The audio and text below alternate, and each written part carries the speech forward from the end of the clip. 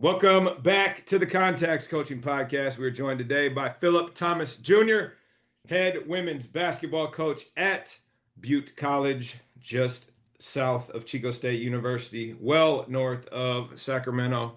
Coach was saying he has a nice little commute. May or may not get into that, but Coach, thanks for being on the pod today. Thanks for having me. Appreciate you. All right, let's dive in here, Coach. Take us through your background as a coach, as an athlete, the whole shebang back to the beginning, and how you got to where you are now. Don't leave out any steps along the way. Man, I taking me back. I'm from Fairfield. I went to Fairfield High, played under the great Eddie Wilson, did that. Then I went JUCO route. So I went to Delta College and Consumers River College. So I've been a lot of places actually. And then I ended up walking on at Florida International. Got hurt out there, ended up going to Humboldt State. Now they're Cal Poly Humboldt. Yeah. And then finished my college career at Whittier College in Southern California. So been everywhere. And from there, that's kind of where I found my knack for wanting to be a coach and just going through like the ups and downs that I went through. I was like, yeah, it's so I started with on the boys side, coached the soldiers a little bit, a known program, West Coast Elite, did that. I ended up moving to San Jose, got a job as an educational counselor. And then I taught out in San Jose. I was a counselor. Oh, sorry. Forgive me. Forgive me. So I just started coaching young with one of my good friends, Chris McSwain. He was the head coach at Valley Christian at San Jose. Coached with his program, Top Flight Elite, for years. And then one day, my friend, how I met Chris was my friend Jeff asked me if I wanted to coach girls because I was on the boys side, JV girls team, and I was like, no. I'm not. No, I'm not doing it. And then ended up talking to Chris. We had an hour-long conversation. Me and him are now brothers to this day, and it started there. And I was like, man, he's cool. Let me try it, right? Did it. It was probably my worst team to this day, playing wise. But the girls they bought in, right? They were so coachable. That relational piece is so big to me. And I still keep in track with them and talk to their families to this day. So from there, I was like, huh. And I stayed over on that side for a while, moved up, continued to just kept moving up, and then got introduced to Team Kid, one of the top women's AAU programs in the nation. And then I've been with them for 5 years. And while doing that, got introduced at Academy of Art Division II in San Francisco. And then from there, I left there, just took a break from the year because I had bad experiences along the way, even coaching wise. So I'm like, what direction do I really want to go into? And then Butte came calling and I came calling. I called Butte several hundreds of times. They called me back. I called them back again. And here I am, year three, doing on the women's side, doing our thing. All right, love that. All right, let's dive in a couple things here. What year did you graduate high school? Oh seven, Oh seven. 2000. So we're gonna close this big loop. So you were at Humboldt State when Bax was there and Tyler and Broom. Hey, I forgot you coached them. Yes. Yeah, we'll come back to this later. But anyway, okay, I'm just putting this all in context. Okay, so we have a one. Did you play at Delta for Cats? So Cats recruited me. I then ended up going to CRC instead the first year. And then when I came back, Cats told me he was leaving and then he went to Sac State. Okay, got it. So he was Yeah. there. So you played for Rich. Then you went to Yep. CRC, Florida International, Humboldt State, Whittier. So one, two, three, four, five, six or five are we calling it? Five. All right, five. Okay, then we're going basically high school. Yep. JV girls was where? You said Valley Christian was when you Valley took your Christian. toe what? Yep. That was at Valley? Valley Christian. Yep. Okay, and was Jolene the AD when you were coaching there? No, No. she was still coaching soccer. Okay. Yeah. Okay. Sharonberg was the AD there. Okay, got it. And then JV girls to straight to Academy of Art College, or you got out of high school and then went there? JV girls. And then where did I go? Yeah. Straight to Academy. Yeah. JV girls moved. Um, Because made connections. You were with the team kid doing AU stuff still. Right. As Still far as doing high that. school, Yeah. as far as Yeah. high school, you went JV girls to assistant in college. To assistant in college. Yep. Okay, great. All right, so let's start there. Let's go. Does Team Kid have a boys team or just a girls team? Just a girls team. So Yeah. talk through that for me because I've noticed that we've had some interactions with them over the years in just some of our kids filling some things out. But if right, Right. Jason Kidd coming from where he was, obviously being in Right. the NBA, why is there a Yeah. women's program and not a men's program? I think he wanted to, because his close friend, I kind of know like his close friend or something got in contact with our director. They wanted to just kind of intro a girls program the first year, and Huh. the feedback and the blow up that we got All Americans playing for us, like the Right. blow up was kind of huge. And then they took it and just kind of ran with it that way. Okay, Yeah. got it. All right, cool. I was just curious, and since you Yeah, went yeah, there, yeah, you know the for deal. All sure. right, so let's do this in regards to current job. So I always ask, what did you realize right away that you need to figure out, right? So you played for five different universities. You coached one, two, three, four, five, six, seven, eight different teams before you became the head coach. So you should have been ready to do this job, but yet we never are. So what did you Right. realize right away that, whoops, I got to take care of this. I hadn't planned for this, right? In that first year, if you can think back that far to the things that really caught you by surprise, not because you didn't know that they were going to happen, but just that they were more overwhelming than maybe you had planned for. My first year at Butte, I think, great question. I think it was just everything besides basketball really that I had to do. I think it was all the admin, the scheduling, the travel, our budget, meeting and talking to different people, going in meetings with admin, as well as managing their off season, their conditioning, their weights program, making sure they're eligible to play, as well as managing them on the court, different attitudes, right? Making sure their housing is set up right? Making sure they're in the right classes. So I think that all of it was fun to me, but I realized at the JUCO level, especially coaching young ladies, is that, and it's boys too, that nothing is ever set in stone, I think, for me. Even I've had girls who committed, right? We got their apartment, signed the lease, and first year they're like, I'm not coming no more. I had to really just flip around my whole program, right? I was thinking of her being a pivotal piece. She's not coming. I had a girl leave at Christmas break my first year. So just a lot of different, just moving pieces, I would say. So I just kind of learned to just take things as they come, just roll with the punches, really. Yeah, and I think it's interesting that you say that because we've talked about this ad nauseum on the show, which is like if you want to coach, stay an assistant. Because Right. you become the head coach, like 85% of what you do is not coaching, and you just Yep. name that without even any primer. As such, you come in, you have a plan, you think this is what's going to happen, and then John Steinbeck said the best laid plans in mice and men, right? So it's like, Yeah. how have you shifted your perspective, right? I'm assuming most of us are planners. We like to have things dialed in, but you guys got to roll with the punches. Like, how have you evolved from what you thought it was going to be like to now going into year three? The shifts in approach that you have made to capture the reality of your circumstance. Man, I think for me, it comes with just my mindset, my perspective, and knowing everything isn't going to work out how I plan. And so I kind of started actually planning for not the worst, but in a way, like I started planning for things that could happen. Also, with my recruiting approach, my recruiting kind of never stops in a sense, right? Like, even when I have a roster, I'm still maybe recruiting just in case, right? And just out throughout the year, throughout the summer, we have a summer program, just kind of making sure all the girls are coming back when we get on break, as well as just, I think, me as a person, I like to stay busy, but planning a schedule out and leaving just open time, open periods for things that may not go that way, but just kind of having a backup plan. And really, for me, it's just knowing that for me, I remember my first year, I was just, everything kind of took me by surprise. So I kind of was more like, dang, oh, this is, I wasn't expecting it. So it took me by surprise, and then my emotions were adjusted to that because I was kind of like let down, a little discouraged, and then I just realized like I felt like I was built to do this, so I also just planned for. Now it's like bam, I loved going through all of that my first year and being able to experience that. We had seven players my first year, four when I started in the summer, right? So nothing has ever went as planned, and we somehow found a way. So that's kind of gives me hope and a little perspective on things. So talk a little bit then what you've learned in the last 2 years about recruiting people to come to Chico, which for those of you that are not from Northern California, you can look at it on a map. It is not near anything. It is. And there's a state university right there. There's Yep. Butte College. And then the next closest thing is essentially Sacramento.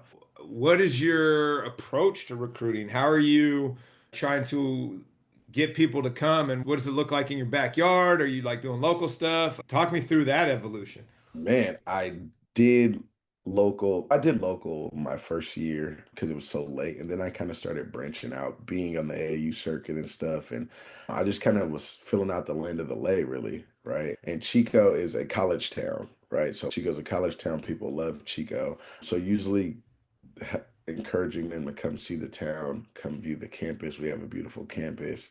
Aaron Rodgers went to Chico as well, went to Butte as well. I might throw that in there. But just getting them to understand kind of the benefits that they'll get from there with the D2 there, as well as now I'm kind of like not worldwide with it in a sense, but I have states that I've focused on who I've seen girls who have been interested in Chico in California. And I always, even in my recruiting calls, I always ask them what they like and kind of what they like to do off the court. And if it has something to do with rivers, lakes, hiking, or being in a college town, then I let them know, all right, Chico and Butte, that would be for you. So I've now branched out to my backyard, but also I have this year we have Canada, Arizona, Utah, Oregon, Idaho coming in. So Nice. yeah, a little bit from all over. Yeah, so about Nice. half and half.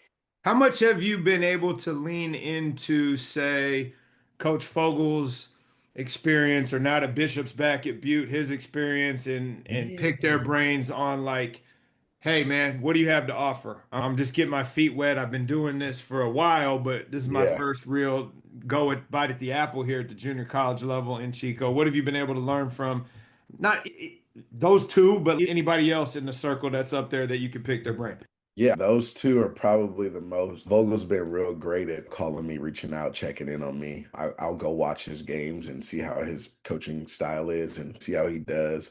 He comes to our games. We have actually, over the years, we've grown a really good relationship. He's not a big texter. I learned that early. I would text him about a player or, hey, can we come do this? Whatever. I would never hear back from That's him. because you had a flip phone until 2 years ago. No, really. So he's like, Phil, he's just a real chill guy. He's like, I'm not really good with this text and stuff. So just call me if you need me.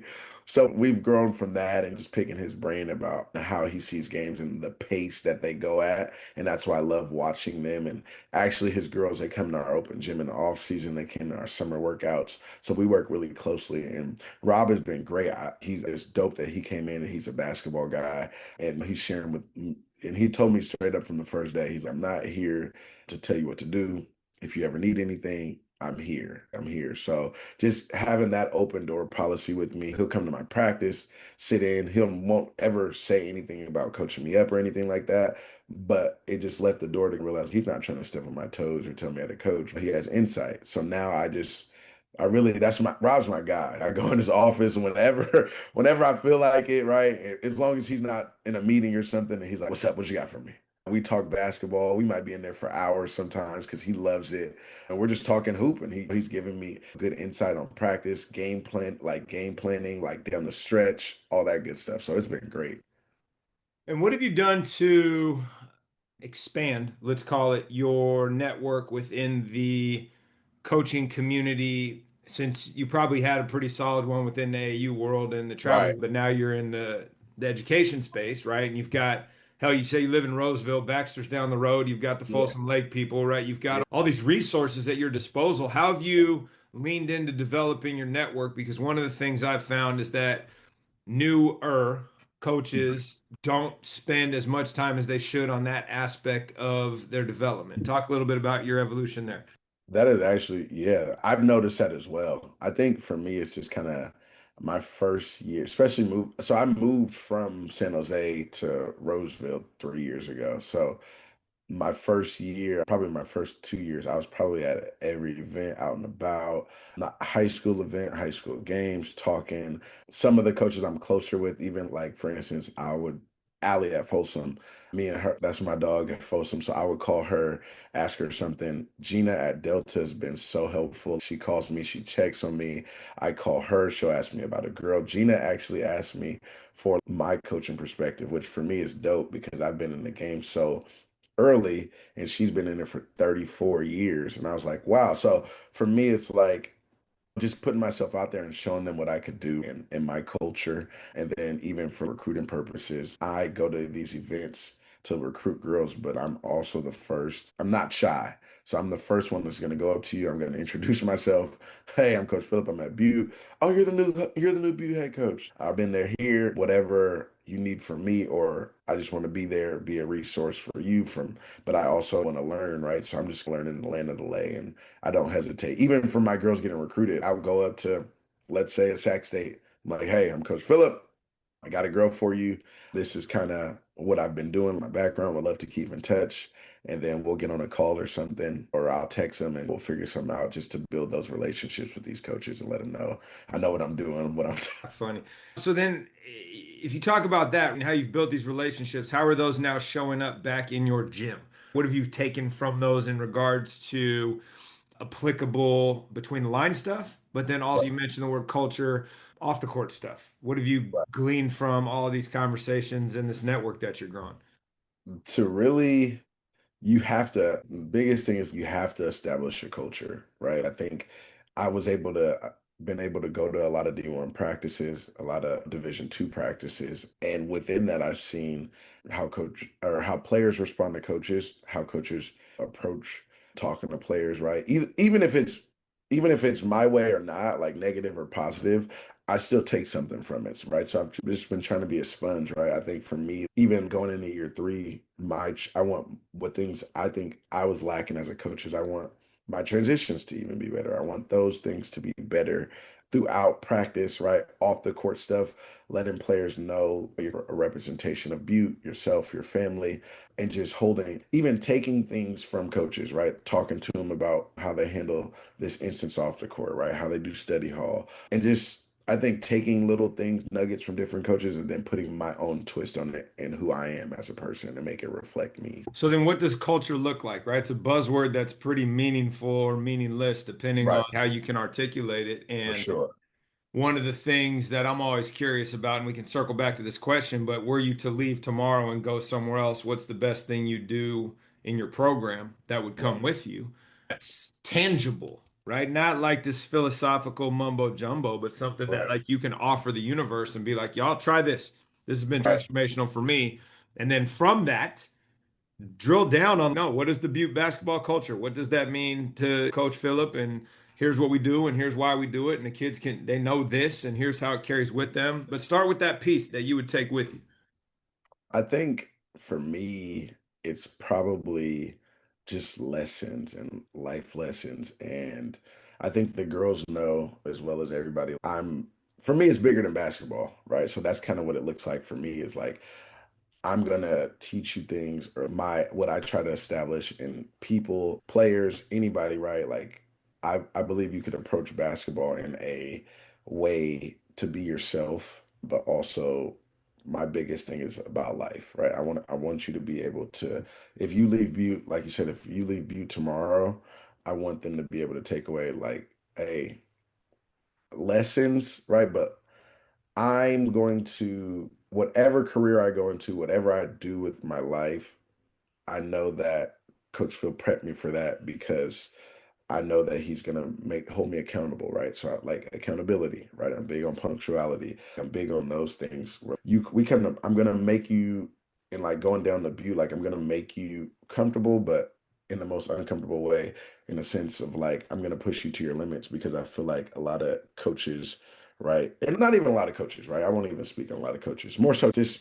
from what I've been through, is you really sometimes I feel like it's more, yes, we're competitive, yes, we want to win, and you want to win every game, but sometimes I think we lose sight of the people aspect of it and who you are as a person, right? And understanding even me working with young ladies for the time that I've worked with, they're all different, right? And in that approach, I realized I can't talk to all of them the same. I can't approach even talking to them off the court the same, right? And so learning that and understanding like these are humans, right? I want to get to know them, that relational piece off the floor that someday they could come back to Butte or they go on to their next university and they're like, wow, I remember Coach Phil taught me this, right? Or I remember they go about things a certain way because of how we taught them, right? And I think me and my coaching staff, we do a good job of establishing a culture without really saying what the culture is, right? So like I said, we're big on accountability. Yep. right? You're showing up on time for practice. We're big on study hall. Yep. Those things that I think that they're gonna learn, right? Like if you're not, for instance, if you're not touching the line, or I remember my last year, we would have water breaks and girls would go on their phones or something like that, and just letting it. And so now building up for that, I hate it, and I kind of let them know that doesn't fly with us. That I remember our summer, just this past couple weeks, I remember a freshman, she came in, she's new, she got on her phone. One of the sophomores, I didn't say anything. One of the sophomores went over, hey, no, if this was practice, coach, that wouldn't fly. So little things like in what we do, right? They know, the girls know every day they're going to get positive me, they're going to get energetic, they're going to get Mhm. just me, because that's me as a person. And I have a firm belief that you don't have to be an a-hole to be a good coach, right? No. So for me, I just feel like they know that I'm going to hold them accountable, so I'm going to come in with the energy, right? Mhm. And they know also that they're not going to see me smiling if they don't work hard and if they have a bad attitude, right? So those are like two non-negotiables for me. So I Mhm. think over the 3 years, that's been something that's kind of been established, and it's just kind of rock with it, right? We're very competitive, we're going to have fun, but there's things that I need to do to prep for life, and is life lessons. Everything is life lessons for me. How have you evolved to that approach, considering some of the people you played for didn't have that approach? We won't name any of them, but y'all know. That's why I honestly think that's why. I think that's why I've been able to experience so many different coaching styles, and I've been blessed I look back on it and it's a blessing, right? But I've been coached by some bad coaches as well, and really good coaches, right? So I think being able to do that, I've been able to take things from both sides of the spectrum and then kind of add my own twist on things. Well, that's the secret. You got to find your authenticity, right? And I wouldn't Right. even say bad versus good coaches. Right. Sometimes it's just not the appropriate fit, as you said, two people. For Like sure. the Yeah. longtime math department chair here, when people would ask him what he teaches, he's like, I teach people. And Yeah. what do you mean? You teach math? No, I teach people. And so it's similar to you, right? It's like I Right. coach people. I happen to use basketball as the tool. For sure. But what are some of those life lessons that after however many years now in coaching are kind of some of your buzzwords? If someone was saying, hey, what's something that Coach Phillip is always saying? What are the top three that are going to come to the mind? They're probably going to say, I say a phrase, I just say reps, reps, reps. And I say that not just for basketball reps, but anything you do in life, you're going to have to do reps at it. Right. They'll hear me say that a lot. We're actually getting a shirt with that put on it because it's just something. I think accountability would be one of the words. They know that I'm always going to hold them accountable for what they say they want to do in their end goal. And I think even that, I think family, they would hear me. I'd say we're a big family, right? What everything we do translates into family. And then I think those go into life. Got it. Let me ask a follow-up on that last piece, the family piece, because that's something that is shows up in sports. Sometimes it's real, sometimes it's overblown, sometimes it's a facade. And one of my former bosses, in regards to that concept, basically said, I want to say he didn't love that term, but he invited us institutionally to hit away from that term just because it's like your family, in theory, is going to unconditionally love you. Our love is very conditional when it Right. comes to certain aspects of being an educator, being a coach, being a colleague, being an employee, right? Because there are things that people can do that will break the conditions of that family love, right? So, how have you navigated all of that to ask this question? How have you navigated the tension arc between what that term means outside of sports and what that term means in theory within it? I think for me, for instance, I use that because I think as family members, we're gonna hold our like for me, I'm gonna hold my daughters accountable. I'm gonna hold anybody in my family accountable. I'm gonna love them regardless of what they do. That's kind of I really feel that way about my players, right? Doesn't mean that I'm gonna let them do whatever. So for instance, I had to kick a player off the team for my first time last year, right? I let her know you're not a good fit for the team, but I'm also here for you.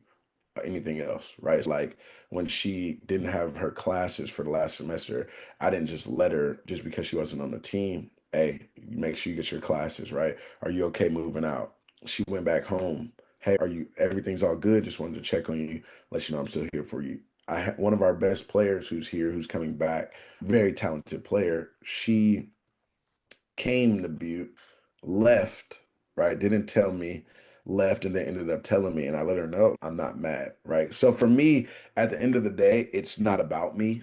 It's more so about the young ladies, right? I was young once. I know I didn't make the right decisions. I didn't make all the best placements for me. I could have went to this college, that college, or whatever. So me understanding that they're still trying to figure these things out, I try what I've learned over these 3 years coaching at the 4 years coaching at the college level is that they don't have it all figured out, and that yeah, and that they're not going to make the right decisions. I think that's the biggest thing, right? Even though I felt like this was the wrong decision for them, they did that.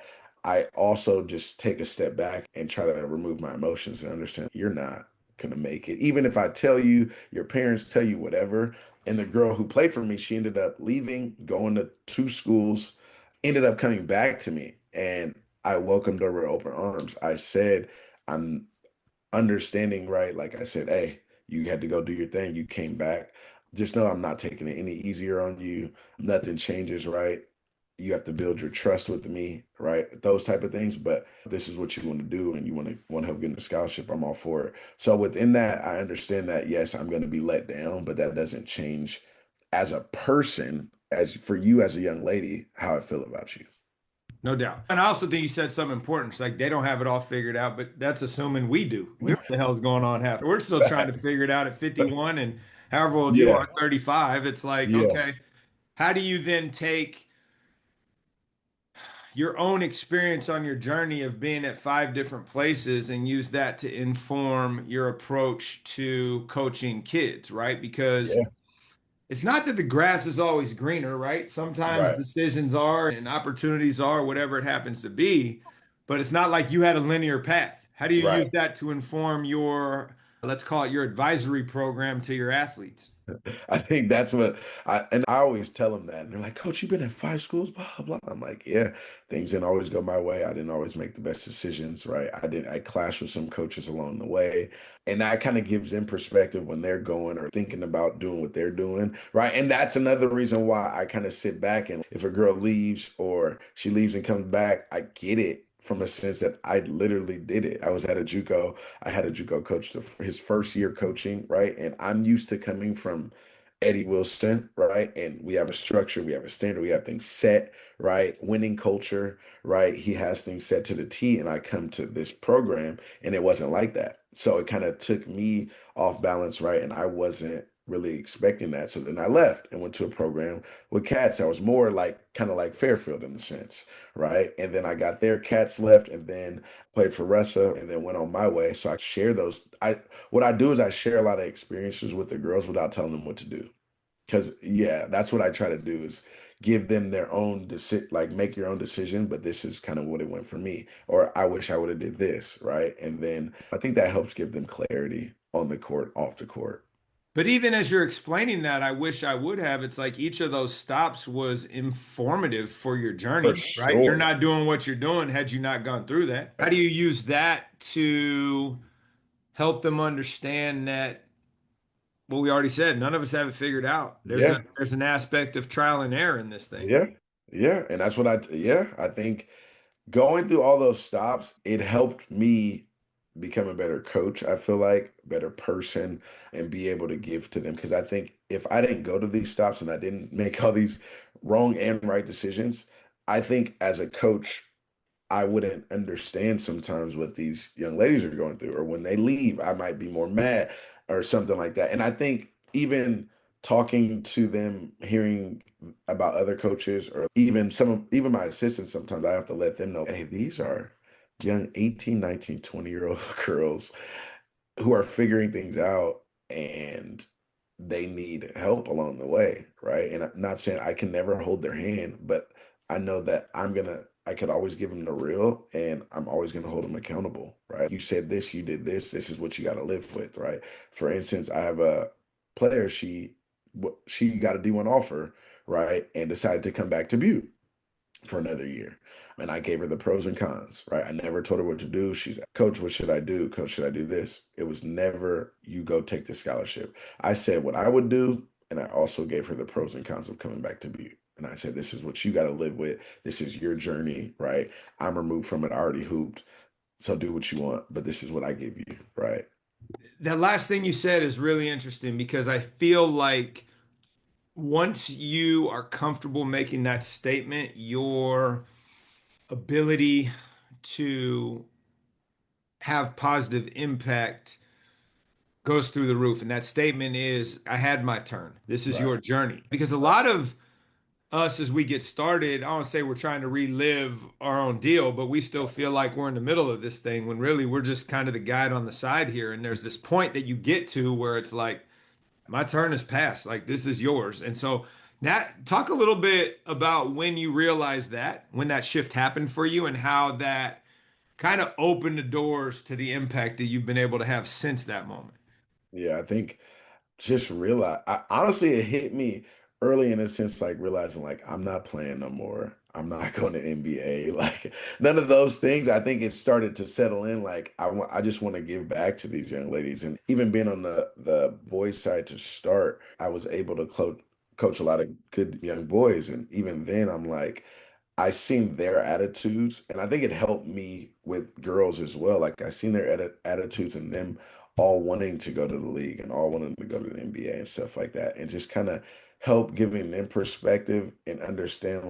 It kind of taught me like this is not even about me no more. This is not like I'm done with this. And I remember I seen myself in them a little bit, and I'm like, man, you guys.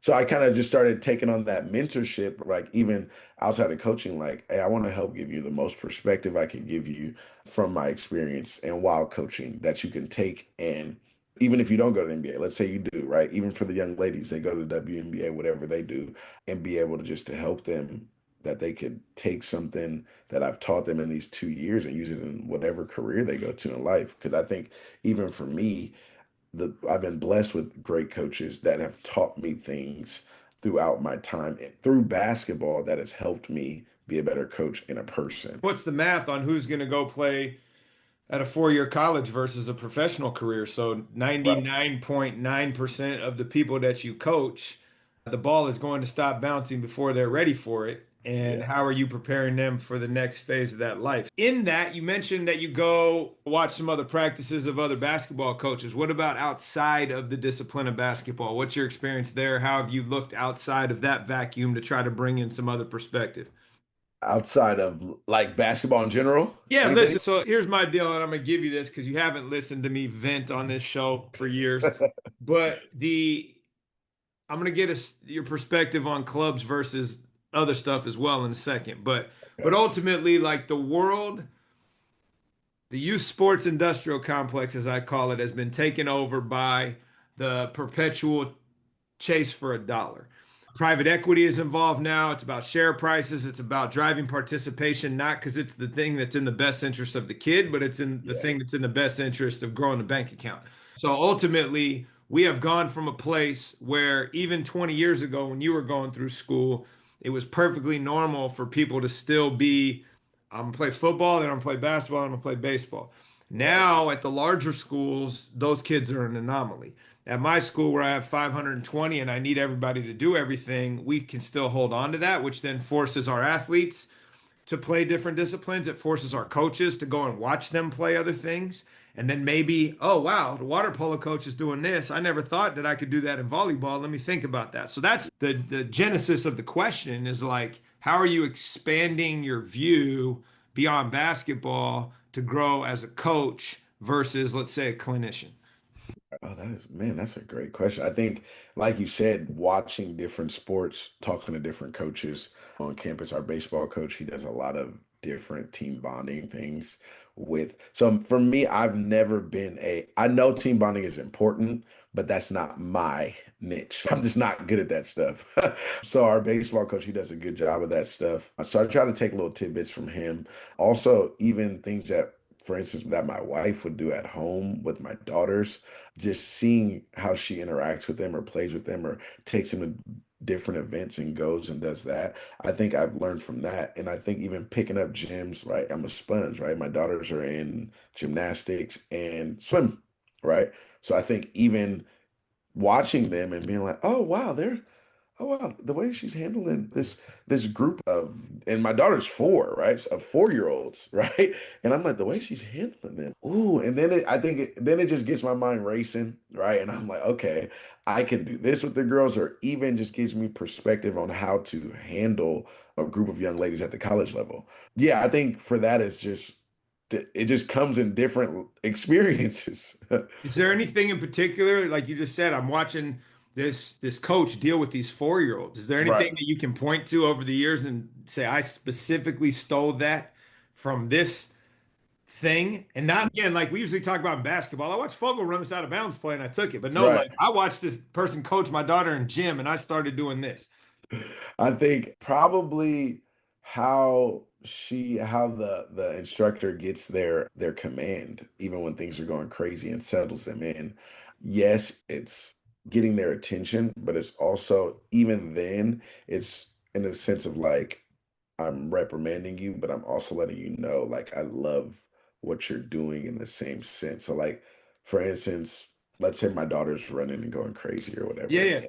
she gathers her back in, and it's not a yelling, it's not like a punishment, it's more so, hey, I saw you were going on that trampoline and you were jumping on that trampoline crazy, right? I love that you were doing jumping on the trampoline, and like you jumping so high, but also on the other sense, like, hey, we got to make sure that we're giving the other girls a turn and we're jumping too long. But I love that you're doing that. And then you could go to the next activity. So I kind of took, so that right there, I was like, oh, okay, like I don't have to necessarily be like, hey, we got to get back to the line. Yes, I can also talk to them and raise my voice, but it's also, hey, I love that you, for instance, that helped me with when girls make turnovers in practice for me, right? It helped me translate that, transition that. Oh, she's making a turnover, she's making the same turnover. Hey, I love what you are seeing there, or like what's your, when a girl makes a turnover, I always ask, what did you see? I said, what did you see? And then from there, they let me know. And I was like, oh, I love that perspective, but let me help you, give you another one, and also kind of give you, wrap it around in a lesson that way. So I thought that was dope that her gymnastics instructor did that. Yeah, it's like, hey, listen, here's a celebration. Here's your reminder, right? Here's a celebration back to what we're trying to do and how you Yeah. play that out. So that's great. And Yeah. then you also mentioned earlier, you started basically coaching club stuff. Then you got into some high school stuff. You kept your foot in the club door for a long time. Talk about the different spaces as you have experienced them. I'm not asking you to make a generalized statement like I do, but listen, here's what the clubs have done for my evolution as a coach. Here is what being in institutional sports has done for my evolution as a coach. Here is where I think it benefits athletes. Here's where I think it benefits athletes. Here's the gap. And here's the gap. Because to me, there's this tension going on right now where it's almost like there's a provincialism of competing for the athlete rather than what it's supposed to do, which is be in partnership to help them grow. So I would love to get your take as a coach, which is the athletes, and then what you think is the best model moving forward for these kids. Man, that's, I think it's just, I've been able to be on both sides, right? My friends' parents are, a lot of my friends that are parents and their kids are coming up in it, and some of them are getting recruited, some of them aren't.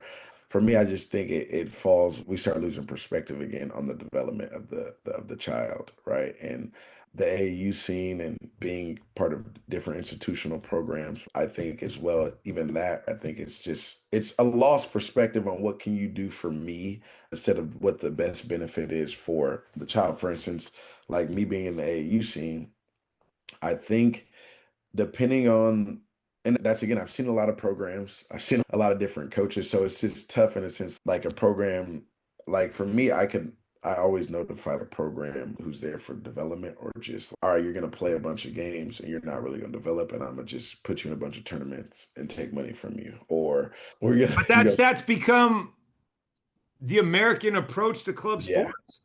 yeah, Like when I go overseas, that's not how the clubs operate. It is yeah, developmental. They're playing a game a week, if that, and they're yeah, practicing. Like I came back from my trip to Australia the two times, and it's like, okay, so hold up. So y'all practice twice a week for 90 minutes, and you're just browbeating us who go at it 5 days a week. Yeah. So what are we missing here? Like, where did Yeah, we get it wrong? What do you prescribe as a guy that's now on the receiving end of all of yeah. this youth stuff, right? What is your take? Like, where do they have it right? Where do they have it wrong? What would you say if you were Lord and Master Vaughn? You had your Picasso canvas. What are you dialing up? I think we would start from the ground up, right? I think you would start young, and it I feel I don't want to say it's too far gone now because there's so many things going on, but in a sense, you're always going to get those programs that aren't really developing or getting the. And I also think it comes with your a lot of these programs get the, and that's another tough thing about it as well. You're getting the best players and not really teaching them anything, but they're just the best players, so you go and coach them, right? So for instance, like me and my buddy, like we have been talking about starting a girls program just from the ground up, working with them young and doing kind of like clinic style. No games. We're gonna go twice a week, hour and a half, like you said, and then just kind of just really break things down, the fundamentals. And I think that's what we're missing at a young age. And it's social media culture, right? It's the hoorah culture. Bam, I see this, right? I think we skip steps on the way. And my thing is everybody, and that's what I try to say. Everybody's journey is not the same, right? And I think a lot of people are play the comparison game, whereas they might see this player so good or whatever, right? Or for instance, you watch Kyrie and stuff like that, and then you think you're gonna be doing like training. Then you, for instance, let's say you come to a training session or a practice session, you're doing nothing that Kyrie did, and they're like, this is boring. But they're not understanding the steps that Kyrie took to get to where he's at. So I think honestly, we're skipping steps. I think that would be the biggest thing. We're skipping steps on the developmental piece and the fundamental piece to get to where you go. And then me, even when I get to the college level, right? I'm at the college level and I have these young ladies coming in and they have missed so much that now also I don't expect them to know basic stuff. I don't, right? And that's kind of the perspective that I took. But I always have to remind myself, right? Because I've been blessed, right? Wilson taught me a lot in high school and a lot of basics and fundamental stuff. So I get to this level and I already knew these things, right? So I'm expecting the players to know it and they don't. And I remember my first year, I was frustrated. Like, why don't you know? Like this is to me, it's basic, right? It's second. But then I always remember that whatever program they come from, or like for instance, a lot of my players will be like, Coach, this is the most organized I've ever been in my life. And I'm like, really? Like you got me doing it. And to me, it's just normal stuff. But for them, it's oh wow, it's eye-opening in a sense. I've never done this before. You got me doing this. Oh man. And then I think the separation with women, even AAU and high schools, is like a lot of the AAU coaches don't want to work with the high school coaches, right? And the high school coaches don't want to work with the AAU coaches. And when in reality, they want the same thing for the kid, which is to help them get a scholarship and get better. So just even bridging that gap with communication with the high school and the AAU, I think that's something that doesn't happen anymore. I know, like I said, I talked to a lot of friends' parents who are like, "Oh, their high school coach, he don't like their AAU coach, or their AAU coach don't really like him." Or and then the AAU coach will book a tournament or a practice during June when it's the high school time. So stuff like that, and I think we just start losing sight of what we're here for, and it's the kids really, and the development of them and helping them. So Yeah, and that's the thing. To your point, we skip steps, and everybody yeah, does, but it's also informed how you're now coaching these kids when you get them, which is I yeah, don't assume they know anything. yeah, Which when you're in a high school program, you think you can layer some things, and I won't say intentionally skip some steps, but if the freshmen and the JV are feeding, you can right. do some of that, but you're starting from scratch every year. And the 4-year schools are essentially junior college programs now and starting Yeah. from scratch every year. So I would love to ask how has it changed, but you just got into it and through this Yeah. perspective. But what have some of your mentors shared with you about how it's changed and what they would do now given the landscape that you're operating in? I think they would honestly. probably even talking, like me and Wilson, we have conversations sometimes about it, and he always asks my perspective on what I'm doing with the girls, and I'll tell him my frustrations, and he'll be like, Phil, you got to remember, right? And I think that's kind of what helped me with my perspective. You got to remember everybody's not Fairfield High or instance or like, and I think that's kind of even Rob Bishop, right? He'll tell me the same things, and it kind of helps me understand, like, all right, I'm not the only one going through this. I didn't just start going through this. It's been going on, right? So like I said, it helped me remove the frustration aspect of it, and I kind of look at it now as teaching, right? Because I was a teacher as well. I kind of look at it as, for instance, if you have a student who came from a better school or they're reading at an eighth grade level in the eighth grade, right? And then you have another student in eighth grade who's reading at a fifth grade level because they never got taught, right? So that's also helped me, right? To understand, like, all right, it's not that you're not trying to learn or you're dumb or anything like that. It's like you've never had the teachings to learn that. And this person reading at this eighth grade level took the right steps to get to that reading level. And the others, they might not have been put in the right position to take those steps to get there. So that's helped me as well. Yeah, you just brought something up that's interesting there, right? So it's okay, it's not their fault that they don't read at the eighth grade level, but how do you bring them up to speed while serving those that already read at that level from a sports standpoint, right? Right. Certain things it helps everybody to go back and do, and certain Right. things you have to make some choices as the coach as to what level you're going to train them to reach and how much time you have to go back. And at the Mhm. junior college level, you can basically practice year round. There's not a whole lot of Right. restrictions. But if you're not getting kids until the day before the season starts, that's also different. Yeah. So give me your take on that and how that applies. I think that's great because even last year, like last year I had all 15 freshmen. I had 15 freshmen, and there was girls at different levels. I think helping them understand that Rome wasn't built in a day, and there's gonna be struggles and some things that we do, but also understand. So I watch a lot of film, right? Also in breakdowns, I try to be really thorough in my breakdown. So I think even though so for instance, let's say we're doing pivoting drills and you don't know how to reverse pivot, right? I'm going to spend time with you on this, right? And the girls who also know how to do it, we're going to keep going. And then the next day, we're going to build on that, right? I'm going to introduce it. Hey, we're doing reverse pivots. So I'm kind of going to throw you into the fire a little bit and let you learn after I break it down to you because I understand that we can't spend like you drop stepping your right shoulder and finish just little things that I've done over time. We also do a lot of individual work as well, so that helps.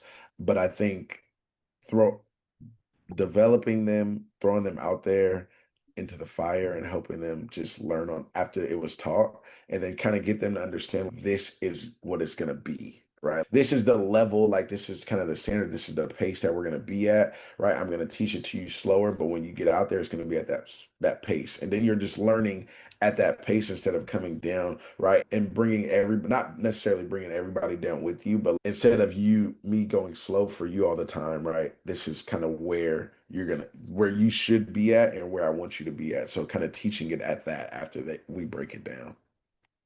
Okay, got it.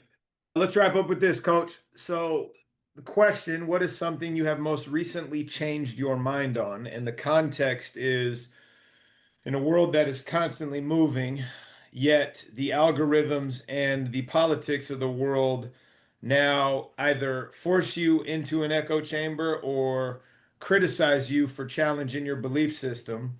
I think it's important that we constantly do that. And we are purposeful about ensuring that our beliefs are still true. And Mhm. so I'm always curious what people are doing to not just grow professionally, but be specifically saying, you know what, that's not true for me anymore. And here's Mhm. why. So you can model that for your athletes, but also so that you can grow as a coach. Oh, that's a great question. I think for me, coaching wise, I think the biggest thing for me is how you coach in a sense of been coached by a lot of coaches, and the majority have been big yellers, not really talk to you off the court, not really build any relationship with you, not do any of that stuff. So for me, I think that's been the biggest like eye opener in a sense. I can really do me, be me, as long as I'm teaching the girls and building that relationship, and they respond in a way that's going to help them, and it goes back to helping them in life. I really think that, right? And like I said, I think I've been with a lot of coaches who's had a lot of ego, and right, and it was never necessarily about the player. It was more so about them or them getting wins and that type of stuff. And for me, being in it, it's my thing is probably I have so much perspective on who these young ladies are and how to go about it.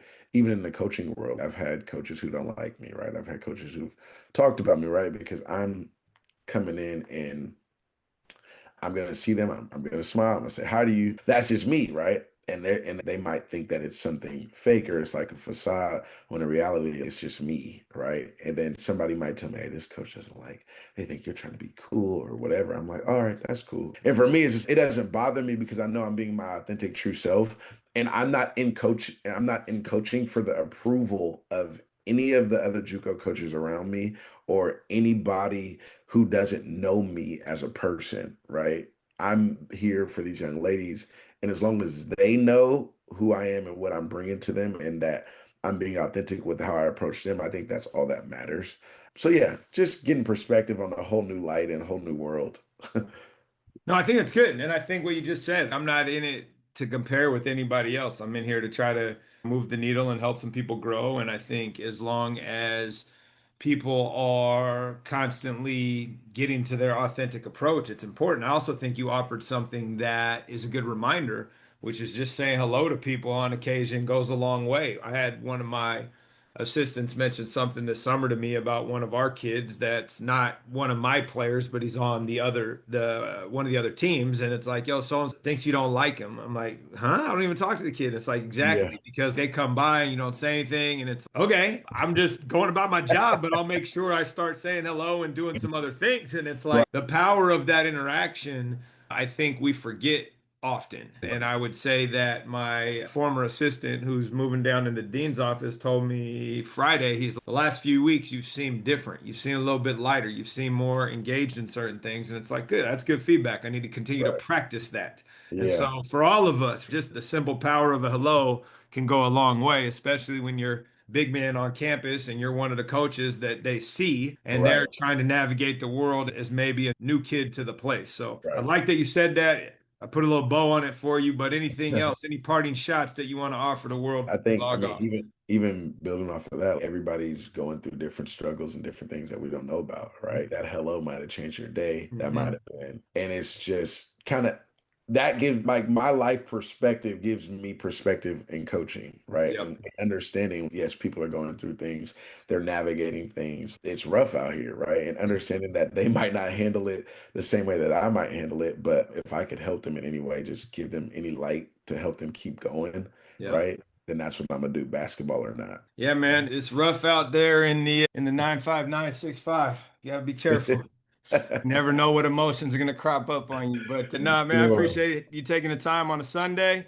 Looking forward to when you get down here to play NPC at some point. I'll come over, Yeah, but yeah, I'm not gonna make it up to Chico anytime soon. for sure. Appreciate you. Thank you for having me. I really do.